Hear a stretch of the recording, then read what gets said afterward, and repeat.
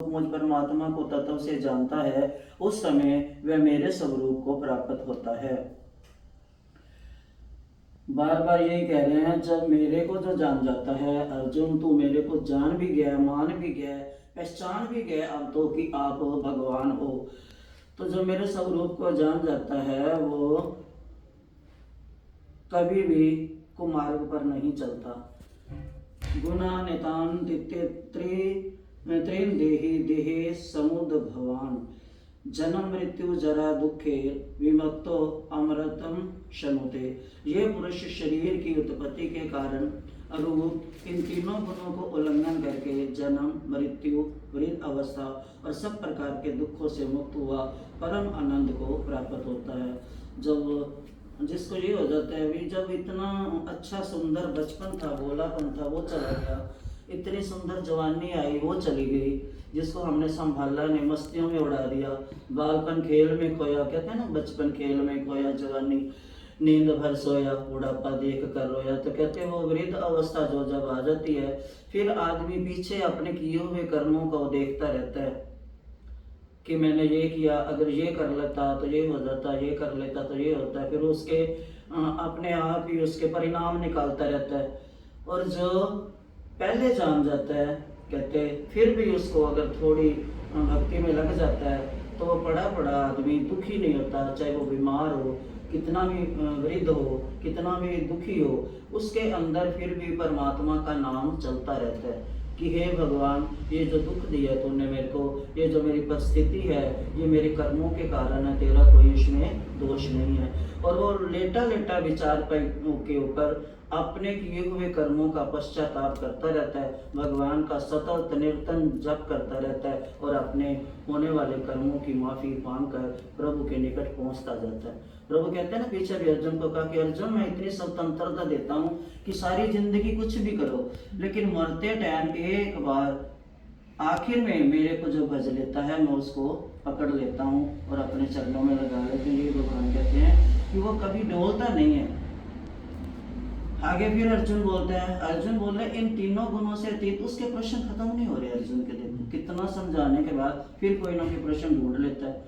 अर्जुन बोल रहे इन तीनों गुणों से अतीत पुरुष किन किन लक्षणों से युक्त होता है। अब मेरे को ये बताओ कि उनमें लक्षण क्या होते हैं, कैसे पता चले कि ये रजोगुणी है, ये तमोगुणी है, ये सतोगुणी है।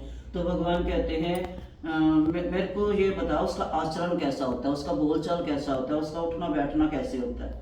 जैसे पहले बोल रहा था ना कि उसका बताओ जो प्रभु को पहुंच जाते हैं उसका बैठना उठना कैसे होता है, जो प्रभु को पा लेते हैं, जिनके अंदर भक्ति आ जाती है, उनका अब कहता है ये तीनों गुणों के जो लक्षण है इस आदमी कैसे लगता है, कैसा आचरण होता है, तथा हे प्रभु मनुष्य किस उपाय से इन तीनों गुणों से अतीत होता है, और ये भी बता दो कि इन तीनों गुणों से अतीत कैसे होना है। तब भगवान कहते हैं, फिर भगवान कहते हैं, शिव भगवान प्रकाशम च प्रवृत्तिम च मोहोमेव च पांडव ना दृष्टि सम परवृतानि न निवृतानि कांक्षति।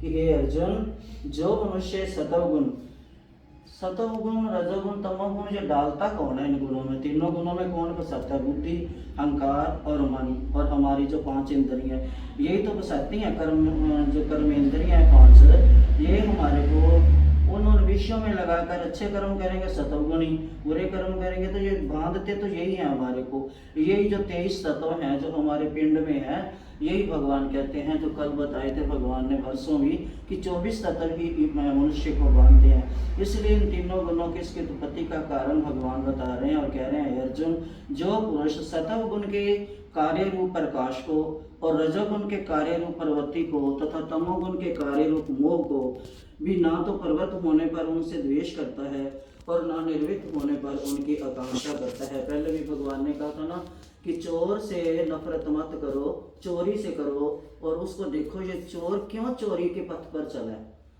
तो भगवान आज भी ये कह रहे हैं कि उनसे द्वेष मत करो, जिनके तमोगुण बढ़ा हुआ है या जैसा भी है, द्वेष ना करो। उन निवृत्त होने पर उनकी कांक्षा करता है, जो उनको देखो भी, अगर हमारे पास वो कोई साधन है या हमारे में समर्थ है या हम उसको प्यार से समझा सकते हैं तो उसको सही रास्ते पर लाना, उन वृत्तियों से निवृत्त कराना, कहते ये भी एक भक्ति है।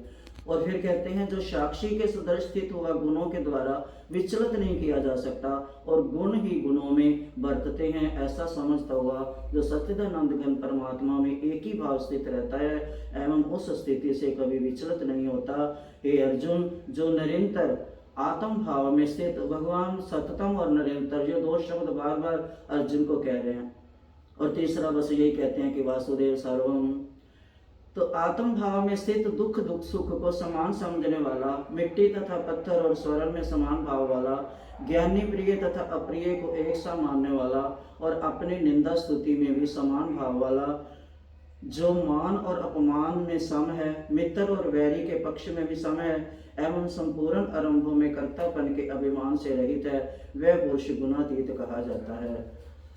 आगे कहते हैं मां चयो अव्यभिचारेण भक्ति योगेन सेवते सगुणान संतीते तान ब्रह्म भुआय कल्पते, कि जो पुरुष अव्यभिचारी भक्ति योग के, व्यभिचारी भक्ति बार बार कह रहे हैं ना, अब भी कह रहे हैं जो अव्यभिचारी भक्ति योग के द्वारा मुझको निरंतर बचता है। सिर्फ मेरे कोई जैसे पतिव्रता औरत अपने पति के सिवा किसी को दूसरे को देखती नहीं है, ऐसे ही अपने मेरे इष्ट में जो इष्ट बनाकर मेरे को मेरी तरफ ही देखता है और मुझ में ही लगा रहता है, मेरी सेवा में लगा रहता है, जो मेरे को अच्छा लगे वो कार्य करता है, तो वो जो अव्यभिचारी भक्ति योग के द्वारा मुझको निरंतर भजता है वह भी इन तीनों गुणों से जल्दी मुक्त हो जाता है। क्योंकि जब उसका भगवान में ध्यान होगा तो सादगी आई, कहते हैं ना, जब हम गए मंदिर में, पंजाबी में भजन है ना, जब खाया प्रसाद तो आ गया स्वाद जीव का, है ना, और उसमें सादगी आ जाती है। तो इसमें भगवान कहते हैं कि जो निरंतर भजता है अपने आप तमोगुण भी हटता जाता है, सतोगुण भी हटता जाता है और रजोगुण भी हटता जाता है। भगवान कहते हैं वो तीनों को लांग जाता है, भली भांति लांग कर सच्चिदानंद घन ब्रह्म को प्राप्त होने के लिए योग्य बन जाता है। जो सततम भक्ति करता है, निरंतर चिंतन करता है भगवान का, चिंता को कहते हैं ना, छोड़ दे चिंता कर ले चिंतन, प्रभु को कर दे मन तन अर्पण, तो जो कहते हैं वो फिर योगी बन जाता है, वो ब्रह्म को प्राप्त होने के योग्य बन जाता है, मोक्ष के अधिकारी बन जाता है और मेरा प्रिय शिष्य मुझे योगियों से भी ज़्यादा प्यारा बन जाता है। आखिर में कहते हैं ब्राह्मणो ही प्रतिष्ठा अमृत सया वै अस्य च शाश्वतस्य च धर्मस्य सुख सय कांतिक सय च, क्योंकि उस अविनाशी पर ब्रह्म का और अमृत का तथा नित्य धर्म का और अखंड एक रस आनंद का आश्रय मैं ही हूँ। कि सबका जो स्तोत्र है, वो जो स्रोत कहते हैं ना, क्या बोलते हैं जिससे निकलता है, वो मैं ही हूँ, सत्ता मेरी है, चलाता मैं हूँ और सबकी जो बागडोर है वो मेरी मुट्ठी में है। मैं जैसे कठपुतलियों को नचाते हैं, वो धागा बांध के छुपा होता है, दिखता नहीं है लेकिन चला वो ही रहता है, तो ऐसे मैं दिखता नहीं हूँ, मैं सारी प्रकृति चलाता हूँ, दिखता नहीं हूँ, मैं ऐसे कठपुतलियों की तरह सबको नचा रहा हूँ। और वो जो मेरी तरफ मेरे भगत हैं उनको मैं अपनी तरफ खींच लेता हूँ, जो नहीं उनको छोड़ देता हूँ, जाओ अपना अपना रास्ता ढूंढो, नरक ढूंढो चाहे। तो भगवान कहते हैं जो अखंड एक रस आनंद का आश्रय है वो मैं हूँ, इसलिए भगवान को कहते हैं आनंद कंद, है ना, भगवान का नाम है आनंद कंद। तो भगवान कहते हैं कि ये जो अमृत है ये गीता रूपी शास्त्र से या अन्य शास्त्रों से ही मिलता है, या सत्संग से मिलता है, या गुरु के नाम से मिलता है। जो इस अमृत को पीता है वो ही कहते जीता है, बाकी तो सब शव हैं। शिव कहते हैं ना, पार्वती को कह रहे थे कि अगर ये निकल गया ना, पार्वती भी कह रही थी कि प्रकृति लक्ष्मी और इनका भी विवाह चलते रहते थे। लक्ष्मी भी कहती थी कि अगर शक्ति निकल गई तो शव है, और शक्ति क्या है, एक प्रकृति। तो माँ ने कहा था कि मैं अगर प्रकृति, देखो दोनों अगर आदमी कमा के लाएगा, आगे औरत अगर संभालने वाली नहीं होगी तो वो बेचारा जो सारे दिन की उसकी मेहनत है वो बेकार जाएगी। अगर वो आदमी चाहे थोड़ा कमा के लाए चाहे ज़्यादा कमा के लाए, जो संभालने वाली गृहिणी सुदृढ़ सगरूढ़ होगी, पतिव्रता होगी, वो थोड़े से में भी कल के लिए बचा के रख लेगी। और उसको अच्छी जगह लगाएगी, कहेगी मेरा पति सुबह का गया हुआ है, मेहनत करके आया है। तो भगवान कहते हैं वो जो धर्म का कार्य करता है वो पर ब्रह्म का आश्रय पाकर ले ही लेता है। एक बार लक्ष्मी माँ और विष्णु भगवान बैठे हुए थे, तो लक्ष्मी माँ चरण चाप रही थी, तो विष्णु जी बोले कि वो देख एक भगत जा रहा था वो वाला गाता हुआ भजन नारायण नारायण नारायण नारायण, तो कहते वो देख मेरा भगत जा रहा है। तो लक्ष्मी कहती अच्छा आपका भगत है? बोलते हाँ मेरा भगत है। बोलते अच्छा वो तब तक ही है जब तक मैं दिखी नहीं हूँ। कहते ऐसा कैसा? कहते चलो फिर देखते हैं, भगवान ने भी लीला दिखानी थी। भगवान कहते चलो देखते हैं। बोलते इस भगत को आपके जो ठगवे भगत है ना, नाम आपका जपते हैं, चाहते मेरे को हैं कि लक्ष्मी हमारे पास आए, नाम आपका जपते हैं। तो बोलते ठीक है। कहते चलो मैं देखता हूँ कि मेरा पक्का भगत है कि कच्चा भगत है। तो बोलते ठीक है जाओ। तो भगवान नीचे गए, वो बेस बना लिया मांगने वाला, हाथ में ले लिया कटोरा और भजन गा रहे जाते जा रहे हैं भिक्षा लेने के लिए। अंदर से एक बनियानी निकली। बनिया लोग बहुत चुस्त होते हैं धन को खींचने के लिए। अब वो डाल नहीं रही भिक्षा। अब वो अंदर बनिया बोल रहा है कि तू बार बार इतनी देर हो गई है, बार तो भिक्षा डाल दे, कितनी देर से खड़े हैं। तो बोलती कि नहीं, अगर मैंने भिक्षा डाल दी ना, ये जो भजन गा रहे हैं ये मेरे को सुना नहीं जाएगा, जब चले जाएंगे तो मेरे को इनका जो भजन गा रहे हैं बहुत अच्छा लग रहा है। अच्छा क्यों ना लगता, एक रसिया के मुख से निकल रहा था, भगवान के मुख से गीत निकल रहा था। तो कहते ठीक है। और जैसे ही वो भिक्षा दी और भगवान जानबूझ कर थके हुए बूढ़े बन गए और उसी के गेट की एक साइड बैठ के खाने लग गए और खाते खाते वहीं सो गए जानबूझ कर। और इतनी देर में सेठ जब दुकान पे जाने लगा तो उसने देखा। बोलते तूने इसको कुछ दिया नहीं? बोलती दिया मैंने। बोलते अच्छा फिर ये तो भी गया ही नहीं? बोलती पता नहीं। अब सेठ ने हिलाया। बोलते भी जा तू, अब तो अंधेरा होने वाला, देखो रात होने वाली, जा। कहते मेरा कोई घर बार ही नहीं है, कहाँ जाऊँ? तो बोलते अच्छा। अंदर से पत्नी आई। बोलती ऐसे है बेचारा, देखो इसका कोई नहीं है और भजन बहुत अच्छे करता है ये, इसको हम अपना कमरा दे दें? बोलते ठीक है दे दे, इतने कमरे हैं। पर भगवान ने कहा मैं अपने आप चुनूंगा, जो मेरे को पसंद है का कमरा मैं वो लूँगा। अब भगवान ने देखा एक अलग सी कमरा है, उसको बोलते मेरा तो यहाँ आसन लगा दो, मैं यहीं रह लूँगा। अच्छा। अब भगवान सुबह उठे, वही भजन कीर्तन गाएं और वो बड़ा खुश हुए। दोनों मियाँ बीवी बैठ के सुना करें, भोग बनाएं अच्छी तरह और खिलाएं, आप भी खाएं, उनको भी खिलाएं। उनके कोई है नहीं था, उनको भी अच्छा लगा कि हमारे को मंदिर नहीं जाना पड़ता, हमारे घर में ही गंगा आ गई है, हम भजन कीर्तन सुनते हैं। माँ लक्ष्मी ने बोला अब ये तो डेरे लगा के बैठ गए, अब देखो तो सही नहीं तो ये जीत जाएंगे। आजकल भी औरतों को बड़ी इच्छा होती है कि मेरा पति ना आगे निकल जाए, तो शुरू से चला आ रहा है। तो माँ कहती ये तो जीत गए, फिर मैं तो झूठी हो जाऊंगी, आके बोलेंगे देख ले मेरा भगत। अब माँ लक्ष्मी गई, वो भी अपना वही रूप बनाया, बजरी ठलाती, कोई नौकर रख लो, कोई नौकर रख लो, गाती बजाती बीना बजाती जा रही है। अब वही बनानी निकली अंदर से, तो भिक्षा लेके आई। जैसे जानबूझ के, माँ तो लक्ष्मी है, भिक्षा जैसे डालने लगी, माँ ने उसके बर्तन को जैसे छुआ, वो जो कटोरा था जो प्लेट थी तो देने आई, सोने की बन गई। वो देखे मैं तो पीतल की लाई थी, ये सोने की बन गई है। अब खुश होकर अंदर से बोलती रुको रुको थोड़ा और लेके जाना, और चावल ले आई, वो डाला, वो सोने का बन गया। अब जाके बोलती है अपने सेठ को, ये जो बाहर आई है ना ये तो बड़ी वो है, 2-3 बर्तन मैं लेके गई हूँ, दोनों सोने के बन गए, इसको बोलो हमारे घर में चरण डाल दे। अंदर बुला लिया। अब बोले और माँ लक्ष्मी और खुश होगी, विष्णु को इशारा करे देख मैं आ गई हूँ अब अब देखते हैं जो भगत तेरा है कि मेरा, तेरे को कितना सच्चा भज रहा है। अब माँ लक्ष्मी ने जान के छड़ी को मारनी शुरू कर दी। पहले लोहे के गार्डर होते थे, वो भी जहाँ जहाँ छुए वो छड़ी वहाँ सब सोने का बनता गया, पूरी द्वारें पूरा घर सोने का बन गया।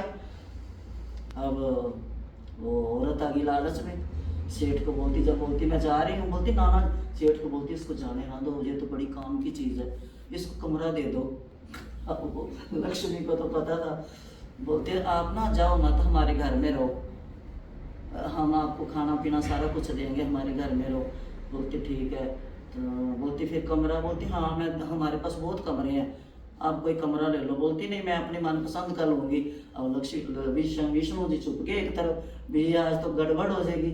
और लक्ष्मी ढूंढे भी कहाँ है, कौन से कमरे में जहाँ पर विष्णु भगवान। बोलती यही कमरा चाहिए मेरे को। वो बोले भी आप और कमरे हैं, वो ले लो, यही कमरा क्या लेना है। तो वो बोलते ना मेरे तो यही कमरा चाहिए। अब जिद भी आ गई, अब जिद भी पक्की, और वो भी उसके ऊपर पूरा वो थे कि इसको जाने भी नहीं देना। आखिर में वो औरत कहती अपने पति को, इसको निकाल दो ना, तो बुढ़ा कितने दिनों के पड़ा हुआ है अंदर, निकाल दो इसको। अब जैसे ही उनका हुआ तो माँ लक्ष्मी ने विष्णु को इशारा किया, देख लो फिर। तो जब निकाला, बोलते चल चल तूने बहुत दिन हमारे घर खा लिया। तो माँ लक्ष्मी जैसे निकलने लगी, लेने तो पति भी आई थी अपनी लीला करने के लिए। जब निकले बाहर, बोलती नहीं मैं भी चलती हूँ। तो बाहर निकल के जब बोली, देखा फिर किसके भगत है ये, है ना, भक्ति निष्काम जो सुदामा ने की थी। देखो दो ही पंडित थे, द्रोणाचार्य, जो इसमें भी आता है ना द्रोणाचार्य, द्रोणाचार्य और ये सुदामा, दोनों उस समय के भगत थे ब्राह्मणों में, किसी से कुछ ना मांगने वाले। द्रोणाचार्य लालच में आ गए, चाहे किसी कारण आए, फंस गए राज में, क्या हुआ, और सुदामा पूरे पहुंचे। तो कहते ये भगवान, एक बार विष्णु भगवान और शंकर जी दोनों बोले भी नीचे बहुत लड़ाई हो रही है परिवारों में, अब परिवारों में शांति नहीं। अब देखा उन्होंने एक पार्क में बैठे हुए हैं 4-5 परिवार, और चारों बहस रहे हैं आपस में। तो शंकर जी विष्णु को इशारा करते हैं भी कुछ समझाएं हम इनको, हो सकता है देखकर इनको कुछ लगे। तो बोलते फिर कैसे चले, बोलते रूप नहीं बदलना हमने, ऐसे ही चलेंगे जैसे हैं। अब शंकर भगवान आकर एक तरफ बैठ गए और विष्णु भगवान ऐसे बैठ गए। अब बातें करने लगे, जहाँ पर ज्यादा मियाँ बीबी लड़ रहे थे ना, उनके पास ही बैठे। तो बोलते और शंकर जी कैसा चल रहा है, बोलते आप सुनाओ सृष्टि कैसे चल रही है। बोलते बस क्या करूँ, चल तो रही है ठीक, और पत्नी है वो कहना नहीं मानती। विष्णु जी बोले पहले, तो बोलते कहना नहीं मानती, बोलते हाँ। कहते मैं कहता हूँ तू अच्छी जगह जा, लक्ष्मी को रोकता हूँ तो किस उस जगह जा जहाँ पुण्य दान करने वाले हों, भगवान का प्रसाद करने वाले हों, किसी गरीब का दया करने वाले हों, वहाँ पर जा। तो उसके जेब में ना जा जो तेरे किसी शराबी के या किसी डकैती के या उन बुरी जगहों में ना जा। मानती नहीं मेरा कहना, चली जाती है, और ना उनकी जेब में होंगे, ना वो पिएंगे, ना ये बुरे काम करेंगे, पर ये कहना मेरा मानती नहीं, बड़ी नीट है। आगे शंकर जी कहते हैं विष्णु जी ऐसे जाने तो जहाँ जाती है। अब मेरी तरफ देखो, दुर्गा का शेर है और शंकर भगवान का नंदी, उसका गणेश जी का चूहा, कार्तिक का मोर, और आपस में सारा को वैर है ना। तो बोलते हैं हम रोकते ही नहीं है किसी को, हम जो होता है ना होने दो, जो इन्होंने करना मैं तो आंख बंद कर लेता हूँ और आपका नाम जपता रहता हूँ। शंकर जी राम राम जपते रहते हैं। ऐसे ही एक बार राजा, ये पता नहीं कौन से देश का, उसकी पत्नी बहुत जगदालू, बहुत ज्यादा। अब राजा ना किसी के सामने कह सकता था कि मेरी प्रजा पे क्या असर होगा। प्रजा बोलेगी जब राजा की पत्नी कहना नहीं मानती तो हम प्रजा तो जो कुछ मर्जी कर ले। तो बहुत दुखी बेचारा राजा। अब उसका जो मंत्री था वो थोड़ा सियाना था, राजा लोग मंत्री सियाने ही रखते थे। उसने बोला ऐसे है, एक कबीर सुना है हमने, है तो बहुत गरीब, लेकिन कहते हैं आज तक उसके घर में कभी लड़ाई नहीं हुई, जबकि कबीर के चूल्हे में आग जले हुए पता नहीं कितने दिन बीत जाते थे, चूहे उसमें घोंसले बना लेते थे, बिल बना लेते थे। आप साग लगाओ कितने दिन उस चूल्हे को छेड़ा नहीं होगा जिसमें चूहे रहने लग जाते हैं। बेचारा बुनता था, आधा गज कपड़ा, चौक में जाके खड़ा हो जाता था, बिकता था तो कुछ ले आता था, नहीं बिकता था तो वापस आ जाता था। कहते कभी उसकी पत्नी ऐसी किस्मत वाली थी, कभी उसकी पत्नी ने ये नहीं बोला था कि बिका है कि नहीं। उसको समझ जाती थी अपने पति का, अगर बिका होता तो मेरा आदमी खाली घर में नहीं आता, उसके हाथ में कोई लिफाफा होता, इसी से समझ जाती थी। और इतनी सियानी थी, कबीर की जब शादी करने लगे तो ये थोड़ा धार्मिक था। देखो उसके अंदर से कैसे दोहे निकलते हैं। तो धार्मिक था तो वो बहुत चिंता करने लगा कि मेरी शादी होगी, पत्नी पता नहीं कैसे आएगी, मेरे को भजन करने देगी कि नहीं करने देगी। लेकिन पत्नी उसको ऐसी मिली कि उसका भजन बढ़ता गया, इतनी थी। अब उसके बच्चे हो गए, बेटा हुआ, तब उसको चिंता होगी पता नहीं ये कैसे होगा। लेकिन कहते हैं पंजाबी में 2-4 लाइनें हैं इसकी कि बेटा जब जब उसका पूत हुआ तो वो उससे भी आगे निकल गया। कहाँ लड़ियाँ हो तो ताने बाने घूमने में टाइम लगा लेता था ना, और जो बेटा हुआ वो उसको तो ताने बाने भी भूल जाता था, किधर का तन्ना है, वो उससे भी ज़्यादा राम राम जपने लगा। जब बेटी हुई है ना, तो वो उससे भी ज़्यादा, फिर उसको चिंता हुई ये पता नहीं अब कैसे निकलेगी। तो वो उससे भी ज़्यादा वो अपने बाप को कहती थी, छड़ दे ये जग का रस, राम रस पी। कहते जब जन्मी कबीर की थी तो वो कहती छड़ के जग रस राम रस पी। भक्ति बढ़ती गई। अगर बच्चे भी वो कौन था ये सुदामा के बच्चे भी कभी तंग करते थे सुदामा को भी, आज तो कुछ नहीं लेके आया। माँ ने कभी बोला था आज पापा के वो तो धक्का मार के निकालो बाहर, आज तुम्हारे को कुछ नहीं लेके आया। एक और था, एक उसका नाम नहीं मेरे को आता याद आ रहा, कि वो भी अपने बच्चों को बेचारी, जो बड़ी बहन थी ना उनकी, वो छोटे देखती थी ना आज पिताजी कुछ नहीं लेके, दूर से देख लेती थी, तो छोटे बहन भाइयों को लुक्का छुपी खेलने के बहाने दूर ले जाती थी कि छोटा बच्चा जो है मेरा भाई है, इसके मन में ये ना आज पापा खाली आया है, या रोने ना लग दे, या कुछ उल्टा सीधा, या मेरा बाप शर्मिंदगी ना उठाए। उसका मेरे को नाम नहीं याद आ रहा कौन सा परिवार था वो। तो ये जो है, ये जब सारा परिवार साथ देता है तो भक्ति की जो मंजिल है तभी मिलती है। तो कबीर सारा परिवार उसका अच्छा था, फैल की बहुत ख्याति फैली कि राजे को बोले तू कबीर के पास जा, जो इतना गरीब है, जिसके घर महीना महीना चूल्हा नहीं जलता, उसके घर में कभी लड़ाई नहीं हुई, और तू तो राजभोग रहा है। कहते चलो कबीर के पास चलते हैं। तो बोलते फिर मैं पूछ के आऊँ कबीर से कि वो बात करेगा कि नहीं करेगा, मिलेगा कि नहीं मिलेगा। तो बोलते ठीक है पूछिया। गए कबीर के पास, बोलते ठीक है कल दोपहर को, उसने टाइम दे दिया, कल दोपहर को आना। बोलते ठीक है। अब राजा गया। राजे को पता था कि चलो मेरे घर में शांति आती है तो मैं कुछ लेके आऊँ उससे गुण। अब राजा गया, देखा बैठा है, कबीर ने आसन दिया है, जो भी बैठाना था बैठाया है। अपनी पत्नी को आवाज़ लगाता है कबीर, उनको बिठाकर अपनी पत्नी को आवाज़ लगाता है। नाम था लोई, कबीर की पत्नी का नाम। कहता है लोई लालटेन जला के लाइयो। अब लोई आई, लालटेन जला के मेज पे रख दी। फिर उसने बोला थोड़ा कोई मीठा लेके आ इनके लिए, राजा जी आए हैं। अब वो गई है, अंदर से लेके रख दिया है। जो उसने कहा वो लेके आ रहा है, कुछ उल्टा कुछ सीधा। अब अगर पत्नी, राजा बोलता भी कैसी है, लोग तो कह रहे थे जो बड़ा वो है, इसकी पत्नी तो पागल है। दिन इतना निकला हुआ है, दोपहर है, इतनी रोशनी है, और ये पागल कबीर जो बोलता लालटन जला के ला, और पागल पत्नी जो लालटन जला के ले आई, ये तो किए का ज्ञान देंगे। अब उसके मन में उथल पुथल चल रही राजा के, जो वो कर रहे हैं मियाँ बीवी जो वो करवा रहा है। अब कबीर तो अंदर से तो बहुत ज्ञानी था। कबीर कहता राजन क्या बात, आपके प्रश्नों का उत्तर मिला। बोलते प्रश्नों का उत्तर क्या, मैं तो और उलझ गया हूँ। बोलते ठीक है मैं तेरे को बताता हूँ, क्या पूछने आया तू। बोलते ऐसा है कि हमारे घर क्लेश बहुत है, मैं राजा होते हुए भी अपनी पत्नी को कंट्रोल नहीं कर सकता।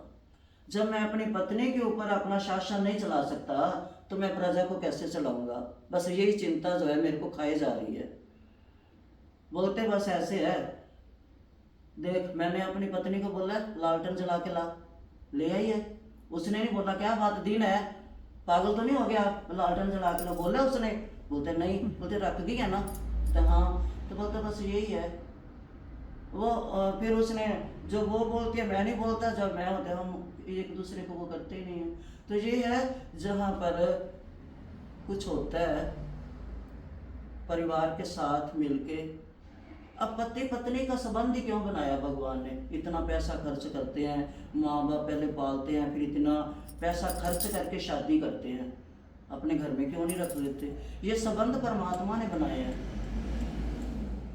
परमात्मा ने बनाया है, उस संबंध को जो नहीं निभा सकता तो भगवान कहते हैं वो इसमें जितने भी ये गीता के महात्म हैं सब गृहस्थियों के हैं। गीता में जितने भी उदाहरण भगवान ने अर्जुन को दिए हैं गृहस्थियों के हैं, क्योंकि अर्जुन गृहस्थी था, भगवान भी 16,108 रानियों वाले थे, कहीं उनने सन्यासियों का योग बताया ही नहीं उनको।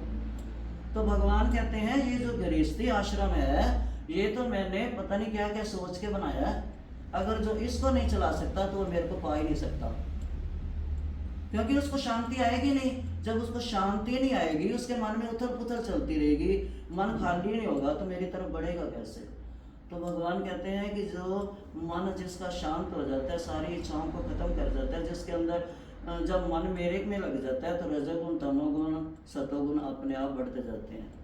ना सतोगुण की इच्छा करो ना रजोगुण की, तो तमोगुण तो है ही बुरा सबसे, तो कहते वो सब अपने आप दूर होते हैं।